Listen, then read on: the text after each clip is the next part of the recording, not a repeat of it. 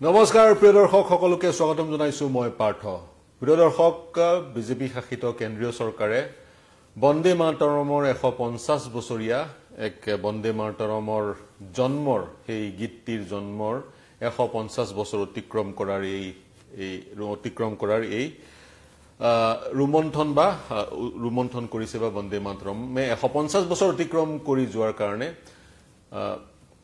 BJP শাসিত কেন্দ্ৰীয় চৰকাৰে উদযাপন কৰা পৰিলক্ষিত হৈছে। বন্দে মাতৰম গীতটোৱে শিৰোনাম দখল কৰিছে। বন্দে মাতৰম ভাৰতৰ নেশ্যনেল সং, ৰাষ্ট্ৰীয় গীত। সমান্তৰালে আজি কিছুদিনৰ পূৰ্বে কংগ্ৰেছৰ এজন জ্যেষ্ঠ নেতাই, এজন বয়োবৃদ্ধ নেতাই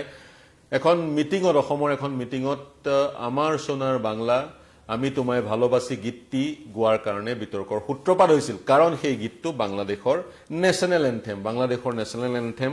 তেওঁ গোৱাৰ কাৰণে তেওঁক তীব্ৰ সমালোচনা কৰা হৈছিল। এই দুইটা গীতে সংবাদ শিৰোনাম দখল কৰিছে। আৰম্ভ কৰো বন্দে মাতৰমৰ পৰা। বিজেপি শাসক দল বিজেপিয়ে 150 বছৰ বন্দে মাতৰমৰ জন্মৰ 150 বছৰ উদযাপন কৰিছে। এতিয়া বন্দে মাতৰমৰ 5টা ষ্টেঞ্জা, কিন্তু সচৰাচৰ সততে স্কুল কলেজত 2টা ষ্টেঞ্জা বা 2টা পেৰাগ্ৰাফহে গোৱা হয়। সেই যি বাকি 3টা পেৰাগ্ৰাফ কোনে আঁতৰালে? 1937 চনত নেহেৰুৱে সেই 3টা পেৰাগ্ৰাফ আঁতৰালে বুলি বিভিন্ন বুৰঞ্জীবিদে ক'ব বিচাৰে। সেই 3টা পেৰাগ্ৰাফ নেহেৰুৱে আঁতৰাই দিলে। ক'ৰ পৰা? ক'ত? ভাৰতীয় জাতীয় কংগ্ৰেছৰ সভা সমিতিসমূহত এই গীতটো তেতিয়া গোৱা হৈছিলে। ৰাষ্ট্ৰীয় গীত হিচাপে এই গীতটো গোৱা হৈছিল। আৰু এই গীতটোৱে সেই সময়ত বিশেষকৈ ভাৰতীয়সকলৰ যিসকলে স্বাধীনতা বিচাৰিছিল, দেশখন স্বাধীন হোৱাটো বিচাৰিছিল, তেওঁলোকৰ দেশপ্ৰেম জাগ্ৰত কৰিছিল। এই গীতটো গোৱা মাত্ৰকে বা বন্দে মাতৰম বুলি শ্লোগান দিয়াৰ মাত্ৰকে তেওঁলোকৰ দেশপ্ৰেম উঠলি উঠিছিল। আৰু সেইকাৰণেই কংগ্ৰেছে তেওঁলোকৰ অধিৱেশনসমূহত, বৈঠকসমূহত এই গীতটো গাইছিল। কিন্তু 37 চনৰ পৰা নেহেৰুৰ পৃষ্ঠপোষকতাত কংগ্ৰেছৰ অধিৱেশনত মাত্ৰ প্ৰথমৰ 2টা ষ্টেঞ্জাহে গোৱা হৈছিলে। পিছৰ 5টা ষ্টেঞ্জা গোৱা হোৱা নাছিলে। যিকেইটা ষ্টেঞ্জাত, যিকেইটা পেৰাগ্ৰাফত মা দুৰ্গাৰ বন্দনা আছিলে, মা কালীৰ বা হিন্দু ধৰ্মৰ বিভিন্ন গডেছৰ, ভগৱানৰ বা দেৱী দেৱতাৰ বন্দনা আছিলে। আৰু সেইকাৰণে প্ৰধানমন্ত্ৰী নৰেন্দ্ৰ মোদীয়ে বা বিজেপিৰ শীৰ্ষ নেতাসকলে সেই কথা আজি পুনৰ ৰাইজক মনত পেলাই দিয়া পৰিলক্ষিত হৈছে। নেহেৰুৱে 1937 চনত সেই সময়ত জাতীয় কংগ্ৰেছৰ সভা সমিতিসমূহত প্ৰথম 2টা গান নিশ্চিত কৰিছিল, যাতে প্ৰথম 2টা ষ্টেঞ্জাহে বন্দে মাতৰমৰ গোৱা হয়। বন্দে মাতৰমৰ যদি আমি বিশ্লেষণ কৰোঁ, কিছু হিষ্ট্ৰী ৰোমন্থন কৰিব লাগিব। আমি আমাৰ এক্সপ্লেইনাৰটো শিৰোনাম দিছোঁ বন্দে মাতৰম থাকোঁতে আমাৰ সোনাৰ বাংলা কিয় গাব লাগে। কংগ্ৰেছে 2025 চনত বন্দে মাতৰম থাকোঁতে আমাৰ সোনাৰ বাংলা কিয় গাইছে। আমাৰ সোনাৰ বাংলা গীতটোৰো বিশ্লেষণ আগবঢ়াম, কিন্তু আৰম্ভ কৰিছোঁ বন্দে মাতৰমৰ পৰা। বন্দে মাতৰম 24 জানুৱাৰী, বন্দে মাতৰম গীতটি 24 জানুৱাৰী 1950 চনত সেই সময়ত ভাৰতৰ ৰাষ্ট্ৰপতি ৰাজেন্দ্ৰ প্ৰসাদ, সেই সময়ত ভাৰতৰ ৰাষ্ট্ৰপতি ৰাজেন্দ্ৰ প্ৰসাদে ৰবীন্দ্ৰনাথ টেগোৰৰ ৰচিত জনগণ মনক ৰাষ্ট্ৰীয় সংগীতৰ মৰ্যাদা প্ৰদান কৰিছিলে আৰু বন্দে মাতৰমক ৰাষ্ট্ৰীয় গীতৰ মৰ্যাদা প্ৰদান কৰিছিল। ওৱান ইজ নেশ্যনেল এন্থেম, জনগণ মন, আৰু বন্দে মাতৰম হৈছে নেশ্যনেল সং। ৰাজেন্দ্ৰ প্ৰসাদ গভৰ্ণৰ জেনেৰেলৰ পিছত তেওঁক ৰাষ্ট্ৰপতিৰ পদবী তেওঁক যচা হৈছিলে, দেশৰ প্ৰথমগৰাকী ৰাষ্ট্ৰপতি। এতিয়া বন্দে মাতৰম ৰচনা কৰিছিল কোনে? বন্দে মাতৰমৰ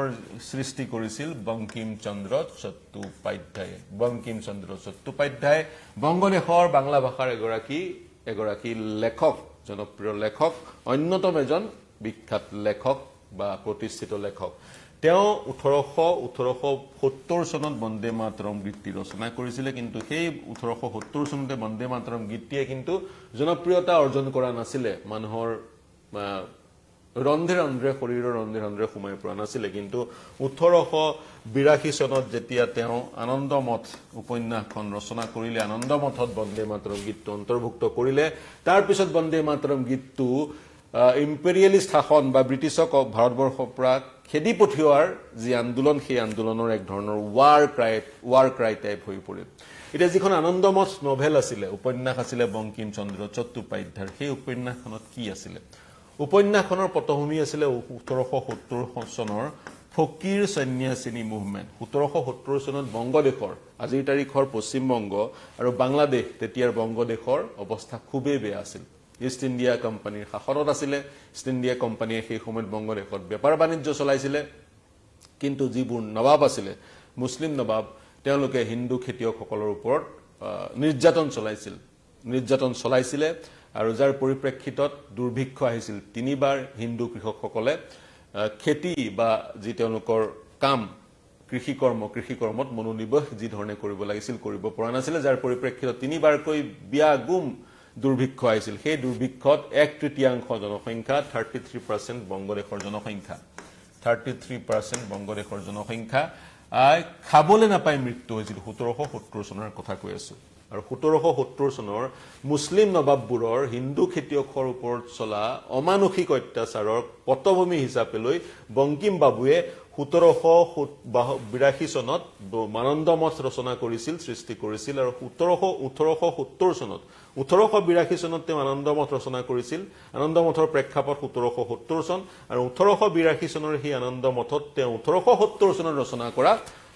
বন্দে মাতৰম গীতটি অন্তৰ্ভুক্ত কৰিছিল আৰু সেই বিভিন্ন বুৰঞ্জীবিদে কিছু বুৰঞ্জীবিদৰ ৰেফাৰেন্স আমি সংগ্ৰহ কৰি তৈছো তাৰে এগৰাকী বুৰঞ্জীবিদ তানিকা সৰকাৰৰ বাৰ্থ অফ গডেছ নামৰ গ্ৰন্থখন বন্দে মাতৰম বা আনন্দ মঠৰ ওপৰতে আৰু সেই আনন্দ মঠ নামৰ গ্ৰন্থখনত বিভিন্ন যিবোৰ চৰিত্ৰ আছে সেই চৰিত্ৰবোৰে বিশেষকৈ মুছলমানসকলক বা মুছলমান নবাবসকলৰ বিষয়ে বহুকেইটা কটু মন্তব্য কৰি থৈছে তাৰে এটা হৈছে আৱাৰ ফেইট ইজ ৰুইনড সৰকাৰৰ কিতাপখনত পোৱা যায় আৰু কাষ্ট আৱাৰ অনাৰ are gone. Now even our lives are in danger unless we drive these drunken Muslims wretches. How can we save the religion of Hindus? Islam ধৰ্মী নবাবসকলক আঁতৰাই নপঠিয়ালৈকে আমি আমাৰ ধৰ্ম বচাব নোৱাৰো সেই কথা সৰকাৰে নিজৰ যিখন বাৰ্থ অফ গডেছ নামৰ গ্ৰন্থ সেই গ্ৰন্থখনত আনন্দ মঠৰ বাংলা ভাষাৰ আনন্দ মঠৰ কিছু ৰেফাৰেন্স আনিছে সেই ৰেফাৰেন্সসমূহত ইংৰাজী ভাষাত আনন্দ মঠৰ কিছুমান লাইনৰ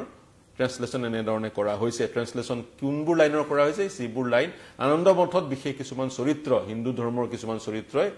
কৈছে তেওঁলোকৰ মুখত সেই সংলাপবোৰ আছে দ্বিতীয়তে আন এক স্থানত কিতাপখনৰ আন এক স্থানত কোৱা হৈছে ট্ৰান্সলেশন we do not want power of ourselves we want to exterminate all the Muslims on this land as they are enemies of God or many had resented the end of Hindu power and Hindus had been eager for restoration of their faith এই ধৰণেৰে আনন্দ মঠত কিছুমান চৰিত্ৰই কথাবোৰ কৈছিল যাৰ ইংৰাজী তৰ্জমা আপোনালোকৰ ওপৰত উপস্থাপন কৰিলো ইষ্ট ইণ্ডিয়া আনন্দ মঠত লিখা আছে ইষ্ট ইণ্ডিয়া কোম্পানীৰ সৈতে মুছলিম নবাবসকলে হিন্দু কৃষকসকলৰ ওপৰত জুপুৰি নিৰ্যাতন চলাইছিল গতিকে সেই নিৰ্যাতনৰ পটভূমিতে গ্ৰন্থখন ৰচনা কৰা হৈছিল আৰু বন্দে মাতৰমে এক ধৰণে জাগ্ৰত কৰিছিল উঠলি উঠিছিল দেশপ্ৰেম বন্দে মাতৰম ৱাৰ ক্ৰাই সদৃশ হৈ পৰিছিল আৰু বন্দে মাতৰমৰ যোগেদি ভাৰতবৰ্ষৰ যিসমূহ স্বাধীনতা প্ৰেমী লোক তেওঁলোকৰ দেশপ্ৰেম জাগ্ৰত কৰা হৈছিল এতিয়া বন্দে মাতৰমে প্ৰথমবাৰৰ কাৰণে আনুষ্ঠানিকতা কেনেকৈ লাভ কৰিলে আমি তেতিয়া যাব লাগিব 1896 চনলৈ 1885 চনত এলেন অক্টেভিয়ান হিউমে জন্ম দিছিল কংগ্ৰেছৰ আৰু 1896 চনত কংগ্ৰেছৰ অধিৱেশনত কবিগুৰু ৰবীন্দ্ৰনাথ ঠাকুৰে বন্দে মাতৰম গীতটো নিজ মুখেৰে প্ৰথমবাৰৰ কাৰণে গাইছিলে আৰু তেতিয়াৰ পৰাই কংগ্ৰেছৰ অধিৱেশনসমূহত এই গীতটো গোৱাটো এক ট্ৰেডিশনাল ৰূপান্তৰ হৈছিল এক পৰম্পৰালৈ ৰূপান্তৰ হৈছিল পাঁচটা ষ্টেঞ্জাৰ এই গীতটিৰ শেষৰ কেইটা ষ্টেঞ্জাত মা দুৰ্গাৰ বন্দনা কৰা হৈছে মা কালীৰ বন্দনা কৰা হৈছে হিন্দু ধৰ্মৰ দেৱদেৱীসকলক বন্দনা কৰা হৈছে আৰু আনন্দ মঠত মুছলমানসকলক আনন্দ মঠ উপন্যাসখনক ডেমনাইজ কৰা হৈছে আৰু যেহেতু আনন্দ মঠ উপন্যাসখনত মুছলমানসকলক ডেমনাইজ কৰা হৈছে আৰু এই বন্দে মাতৰম গীতটিত হিন্দু গডেছৰ ৰেফাৰেন্স আছে মুছলিম লীগে 1905 চনৰ পৰা এই গীতটিক বিৰুদ্ধিতা কৰিবলৈ ললে আৰু যি মুছলিম লীগে এই গীতটিৰ বিৰুদ্ধিতা কৰিছিল তাৰ এক প্ৰতিফলন একবিংশ শতিকাটো আমি পৰিলক্ষিত কৰিছো কেনেকৈ পৰিলক্ষিত কৰিছো 2006 চনত জামিয়াত উলেমা হিন্দৰ মুৰব্বী মেহমুদ মাদানীয়ে কৈছিলে কোনো মুছলমানে এই গীতটো গাব নোৱাৰে 2009 চনত দেওবন্দে ফতোৱা জাৰি কৰিছিল যাতে কোনো মুছলমানে এই গীতটো নাগায় গতিকে সেই তেতিয়াৰ মুছলিম লীগৰ যি এক দাবী আছিল যি এক চিন্তা আছিল চিন্তাৰ প্ৰতিফলন একবিংশ শতিকাত আমি এই সকল লোকৰ যোগেদি দেখা পাইছিলো এতিয়া যদি মুছলিম লীগৰ কথা কওঁ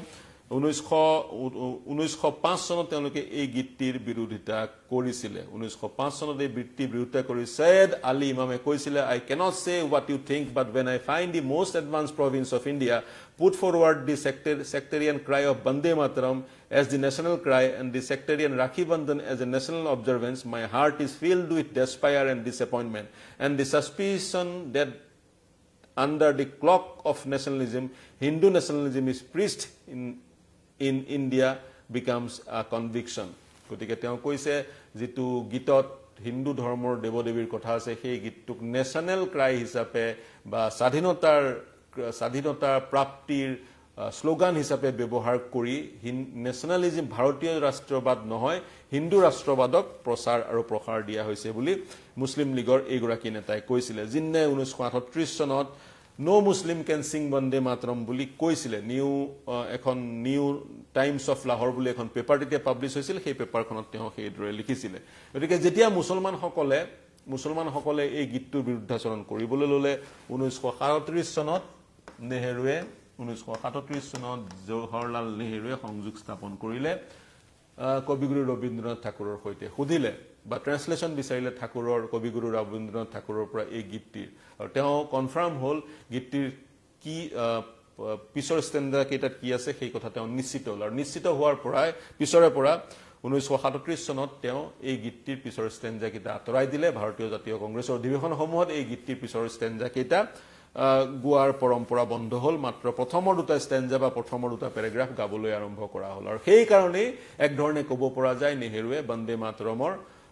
কংগ্ৰেছত বন্দে মাতৰমৰ পিছৰ ষ্টেণ্ডা কেইটা আঁতৰাই গোৱাৰ যি এক পৰম্পৰা আৰম্ভ কৰিলে সেই পৰম্পৰা পিছতো আমাৰ দেশত চলি থকা পৰিলক্ষিত হ'ল সেই কাৰণে স্কুল কলেজ ইত্যাদিত আজিও প্ৰথমৰ দুটা ষ্টেণ্ডাহে গোৱা হয় যিকেইটা ষ্টেণ্ডাত কোনো ধৰ্মৰ বা হিন্দু ধৰ্মৰ দেৱদেৱীৰ কথা উল্লেখ নাই শেহতীয়াকৈ মাদ্ৰাজ হাইকোৰ্টে এক ৰায় প্ৰদান কৰিছিল যি ৰায় যোগেদি স্কুল কলেজসমূহত সপ্তাহত এবাৰ বন্দে মাতৰম গীতটো গোৱাৰ এক নিৰ্দেশ জাৰি কৰিছিল আৰু চৰকাৰী কাৰ্যালয় আৰু বেচৰকাৰী কাৰ্যালয়ত মাহত এবাৰ এই গীতটো গোৱাৰ এক নিৰ্দেশ প্ৰদান কৰিছিল আৰু সেই নিৰ্দেশ তামিলনাডু চৰকাৰে মানিবলৈ বাধ্য হৈছে গতিকে বন্দে মাতৰমৰ থুলমূলকৈ এই আছিল বন্দে মাতৰমৰ বুৰঞ্জী 150-155 বছৰ অতিক্ৰম কৰিলে গীতটোৰ জন্ম হৈছিল 155 বছৰ পূৰ্বে গতিকে বিজেপিয়ে বা কেন্দ্ৰীয় চৰকাৰে আজি এই গীতটিক পুনৰুমন্থন কৰিছে পুনৰ গীতটিক সন্মান প্ৰদান কৰাৰ চেষ্টা কৰা হৈছে গতিকে সেই ধৰণেৰে এই গীতটিৰ থুলমূল বুৰঞ্জী আমি আগবঢ়ালো এতিয়া আহো আমাৰ সোনাৰ বাংলা আমি তোমায় ভালোবাসি এই গীতটি ৰচনা কৰিছিল কবিগুৰু ৰবীন্দ্ৰনাথ ঠাকুৰে আৰু এই গীতটি বাংলাদেশৰ নেশনেল এন্থেম কিন্তু যি সময় যি কালখণ্ডত কবিগুৰু ৰবীন্দ্ৰনাথ ঠাকুৰে গীতটি সৃষ্টি কৰিছিল এই গীতটি সৃষ্টি কৰিছিল তেওঁ 1905 চনত বাংলাদেশৰ বাদ দিয়ক পাকিস্তানৰে জন্ম হোৱা নাছিলে ভাৰত স্বাধীন হোৱাৰ বহু বছৰ পূৰ্বে প্ৰায় 35-40 বছৰ পূৰ্বে তেওঁ এই গীতটি ৰচনা কৰিছিল পটভূমি কি আছিল 1905 চনত তেতিয়াৰ গভৰ্ণৰ জেনেৰেল ভাইসৰয় লৰ্ড কাৰ্জনে বংগখনক দুটা ভাগ কৰিছিল বংগভংগ বুলি যাক কোৱা হয় পাৰ্টিশন অফ বেংগল তেওঁলোকে কৈছিল বংগখন এখন বিশাল প্ৰভিন্স আৰু এডমিনিষ্ট্ৰেটিভ কনভেনিয়েন্সৰ কাৰণে বংগখনক দুটা ভাগত ভাগ কৰিছিল 1905 চনত আৰু সেই বংগভংগৰ বিৰুদ্ধাচৰণ কৰিছিলে বেংগলী এলিটসকলে শিক্ষিত বাংলাভাষী লোকসকলে তেওঁলোকৰ মতে এনে ধৰণেৰে বংগক দুটা ভাগত ভাগ কৰি বাংলাভাষী লোকসকলক বিভক্ত কৰাৰ এক ষড়যন্ত্ৰ ৰচিছে ব্ৰিটিছে আৰু মূলতঃ বাংলাভাষী হিন্দুসকলক আৰু বাংলাভাষী মুছলমানসকলক দুটা ভাগত ভাগ কৰিবলৈ এনে ধৰণৰ ষড়যন্ত্ৰ ব্ৰিটিছে ৰচিছে সেই ধৰণৰ ধাৰণা বাংলাভাষী এলিটসকলৰ মাজত তেতিয়া সৃষ্টি হৈছিল আৰু বংগক দুটা ভাগ নকৰাৰ আহ্বান জনাই আমাৰ সোনাৰ বাংলা আমি তোমায় ভালোবাসি এই গীতটি ৰবীন্দ্ৰনাথ ঠাকুৰে ৰচনা কৰিছিল বাংলাভাষীসকল যাতে একেখন মঞ্চত একেখন প্ৰভিন্সতে থাকে বা মুছলমান বাংলাভাষী বা হিন্দু ভাষীসকলৰ মাজত কোনো ধৰণৰ বিভেদ নাহে সেই উদ্দেশ্য আগত ৰাখি ৰবীন্দ্ৰনাথ টেগোৰে আমাৰ সোনাৰ বাংলা গীতটি ৰচনা কৰিছিল আৰু ৰবীন্দ্ৰনাথ ঠাকুৰৰ বায়োগ্ৰাফাৰৰ মতে আগষ্টৰ 25 তাৰিখে 1905 চনৰ আগষ্টৰ 25 তাৰিখে কেলকাতা এতিয়াৰ কলকাতাত এতিয়া কেলকাতাৰ টাউন হলত এই গীতটো গোৱা হৈছিল আৰু গীতটো গোৱাৰ সময়ত ৰবীন্দ্ৰনাথ ঠাকুৰ নিজে উপস্থিত আছিল নিজে তেওঁ সেই গীতটো গোৱাৰ সময়ত নিজে উপস্থিত আছিল আৰু বংগভংগৰ বিৰুদ্ধাচৰণ কৰি যি আন্দোলন হৈছিল সেই আন্দোলনত ৰবীন্দ্ৰনাথ ঠাকুৰো জপিয়াই পৰিছিল আৰু ৰবীন্দ্ৰনাথ ঠাকুৰৰ বহু কেইজন বায়োগ্ৰাফাৰৰ মতে ৰবীন্দ্ৰনাথ ঠাকুৰৰ সেইটোৱে আছিল প্ৰথম আৰু অন্তিমটো আন্দোলন তাৰ পিছত তেওঁ কিন্তু কোনো ধৰণৰ আন্দোলনত সুশৰীৰেৰে ভাগ লোৱা নাছিল আৰু তাৰ পিছত এই গীতটিৰো 5টা ষ্টেঞ্জা যি ধৰণেৰে বন্দে মাতৰমৰ 5টা পেৰাগ্ৰাফ 5টা দফা আমাৰ সোণাৰ বাংলাৰো 5টা দফা 1971 চনত যেতিয়া বাংলাদেশৰ জন্ম হ'ল ভাৰতবৰ্ষৰ সহায়ত যেতিয়া বাংলাদেশে জন্ম লাভ কৰিলে শেখ মুজিবুৰ ৰহমানে জানুৱাৰীৰ 13 তাৰিখ 1972 চনৰ জানুৱাৰীৰ 13 তাৰিখে এই ৰেন্ডিশনটো কবিগুৰুৰ এই ৰেন্ডিশনটো কবিগুৰুৰ এই বিখ্যাত কালজয়ী গীতটিক বাংলাদেশৰ ৰাষ্ট্ৰীয় সংগীতৰ মৰ্যাদা প্ৰদান কৰিলে আৰু সেই দিনাখনেই প্ৰখ্যাত ৰবীন্দ্ৰ সংগীতৰ গায়িকা সুচিত্ৰা মিত্ৰাই HMVত এই গীতটি ৰেকৰ্ড কৰিছিল আৰু সেই দিনাখনেই মিউজিক বিশ্বভাৰতী বিশ্ববিদ্যালয়ৰ মিউজিক বোৰ্ডে এই গীতটিক সেই ৰেকৰ্ডটিক যিটো ৰেকৰ্ডৰ সৃষ্টি কৰিছিল সুচিত্ৰা মিত্ৰাই সেই ৰেকৰ্ডটিক অনুমোদন প্ৰদান কৰিছিল গতিকে সেই ধৰণৰ এক বুৰঞ্জীও এই গীতটিৰ সৈতে জড়িত হৈ আছে তৎসত্ত্বেও যিহেতু গীতটি এখন দেশৰ ৰাষ্ট্ৰীয় সংগীত গতিকে সেই গীতটি আন এখন দেশৰ লোকে গোৱাটো কিমান সমীচীন হৈছে তাৰ উত্তৰ আপোনালোকৰ পৰা বিচাৰিম হততে তেনে ধৰণৰ ঘটনা আমি পৰিলক্ষিত নকৰো ইংলেণ্ডৰ নেশ্যনেল এন্থেম ভাৰতবৰ্ষত গোৱা নহয় অষ্ট্ৰেলিয়াৰ নেশ্যনেল এন্থেম ভাৰতবৰ্ষত গোৱা নহয় মাৰ্কিন যুক্তৰাষ্ট্ৰৰ ৰাষ্ট্ৰীয় সংগীত ভাৰতবৰ্ষত গোৱা নহয় বা ভাৰতবৰ্ষৰ ৰাষ্ট্ৰীয় সংগীতো আন দেশত গোৱা নহয় হয় আমাৰ সোণাৰ বাংলা ৰবীন্দ্ৰনাথ